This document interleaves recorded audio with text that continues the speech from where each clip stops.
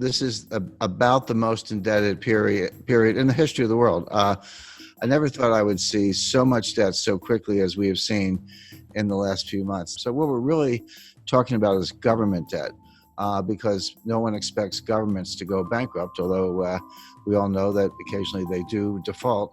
We've seen many cases of that, but certainly not the United States or the UK or Spain or France. No one expects any of those countries to default anytime soon. But the way I think about debt is I use the debt to GDP ratio, because debt is not automatically a problem. It may be a problem or it may not be a problem. It all depends on how much income or output you have to service the debt. So just to give a simple example, let's say you have a credit card and you have a $50,000 balance on your credit card. You owe the bank $50,000. Is that a problem? Well, if you make $20,000, it's a big problem. You're probably going to go bankrupt. But if you make $200,000, you could probably, write a check and pay it off. So the answer as to whether the debt is a problem or not can only be thought about in relation to your income.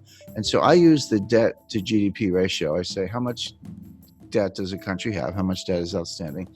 And how big is their GDP? And when you use that ratio, if you're at, say, 30% or even 40%, that's a comfortable ratio. Yes, you have some debt, but you also have, say, a strong economy and your ability to service the debt by collecting taxes or other sources of revenue is very reasonable, and that debt level is sustainable. But when you get up to 60% happens to be the level under the Maastricht Treaty, where the members of the European Union are not supposed to have debt in excess of 60% of their GDP. Now, many of them do. I'm not saying this is a hard and fast rule, but that's where Angela Merkel gets a little bit upset when you're above 60%. And Spain and France and some other, Italy certainly are above that threshold. But there's another threshold that's important, which is 90%. And 90% comes out of the research of Ken Rogoff and Carmen Reinhart. And what they've shown in developing markets, developed markets throughout the 20th century, recently, in the distant past, no matter where they look, once a country gets above 90% debt to GDP, a couple things happen. Number one, debt is no longer productive. The idea of borrowing is I'll borrow $1. I'm going to do something with that money. Huh? Yeah, I'll borrow the $1, I'll spend the $1, but I'll get $1.20 of GDP because, I'll spend it on something, but then the recipient, he'll spend it, and then someone else will spend it. And by what's called velocity, or the turnover of money, you'll actually get more than you borrow. That's Keynesian economics, very simplified version of it.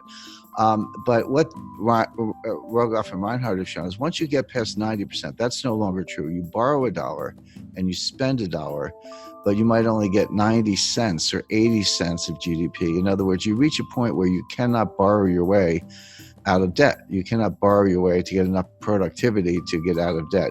And then you're sort of in a doom loop or a death spiral. Well, I mentioned 30% is comfortable, 60% is a problem in Europe, 90% is this critical threshold. The United States today is at 106%. But we are very rapidly moving to 120%. When you take the additional $5 trillion of new deficit spending that the Congress has approved and put that on top, and bear in mind, the GDP has gone down, right? So your denominator is shrinking, your numerator is going up, which means the fraction is going up, and now the debt is well in excess of 100%. It's actually coming into 120%. So all of a sudden, the United States starts to look like Italy, or for that matter, Lebanon or Japan, which is the highest of all. Now, the modern monetary theorists, MMT, modern monetary theory, whom I completely disagree with. I know a lot of them. I know Stephanie Kelton. She's a big brain. She's one of the thought leaders. She has a new book coming out. They say, so what? They say it doesn't matter. That you can take your debt to GDP ratio to not only 100%, but 200%, or in theory, even 300%. It just doesn't matter for two reasons. Number one, you can always print the money to pay off the debt. By the way, everything I'm talking about does not apply if you're borrowing in a different currency. If you're Argentina and you print pesos, but you're borrowing in dollars, that's a problem because you can't print dollars. But of course, the United States can print dollars. The ECB can print euros.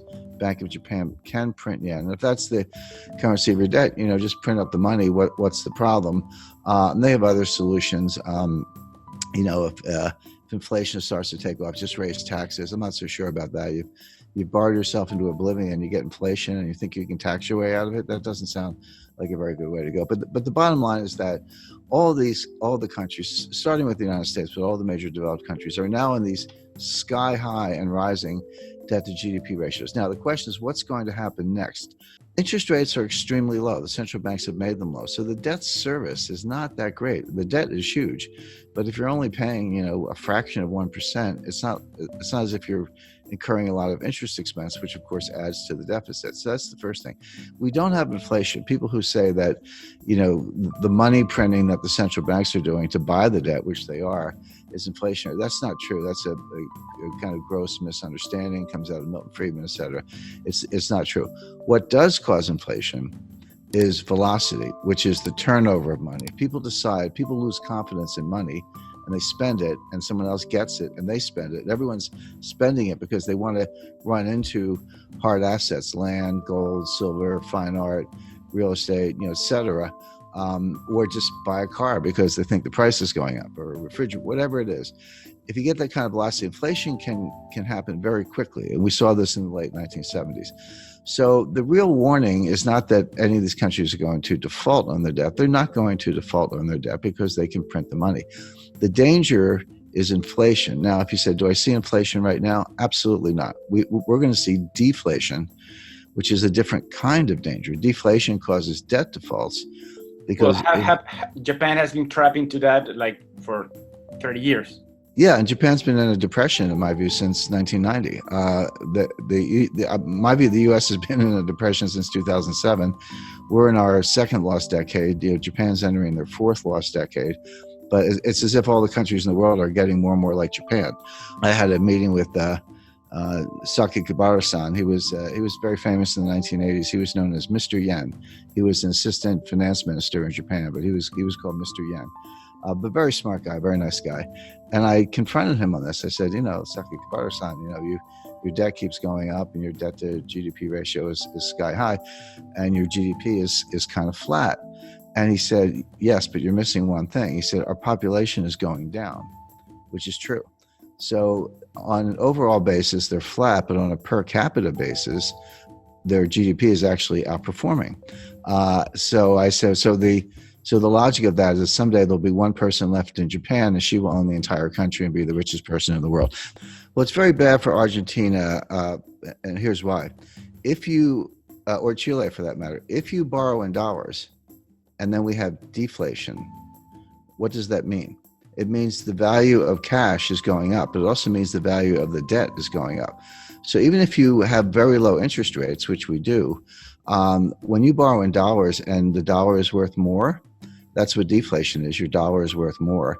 That means your debt is also worth more, meaning you owe more debt in real terms. The nominal debt's the same. So if you borrow 100 million, you owe 100 million. That doesn't change. But if you have deflation, so that the 100 million is actually more valuable. See, this hasn't happened since the 1930s.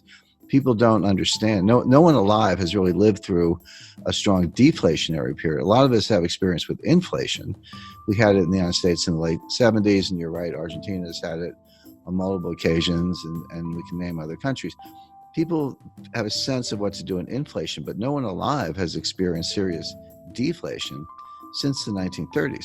And if you did, you're 95 years old today. So people don't really understand it. But one of the things it does, it makes the real value of debt go up. So in real terms, you owe more money. So if you were in trouble to begin with and you borrowed money to get out of trouble, but the value of the debt goes up, now you owe more money. Now where do you stand? It may not show up in interest payments, but every dollar becomes more and more difficult to get. The dollar's worth more. So what it means is that you see a strong dollar. Now, your local currency could be weaker against the dollar. That's true. That could help exports. It could help tourism. So, there's no tourism right now. There's Yeah, not going to be more tourism. well, you make a good point. There is no tourism today. I'm on a mountain, and you're in a home or studio or someplace. So right, there's no tourism going on today. But assuming it comes back next year, if you have a really strong dollar, in theory, an American could, or European for that matter, could look at Argentina. I've been to Argentina many times. It's one of the most beautiful countries in the world, and nice people, great restaurants. So, but it could look kind of like a bargain to somebody with a very strong currency. Sure. But that's not really Argentina's problem. Argentina needs more high-tech industry, more high-value-added industry. It needs to break out of what's called the middle income trap, where you get to a certain point, but you can't get past that point because you can't just do it with assembly style manufacturing jobs.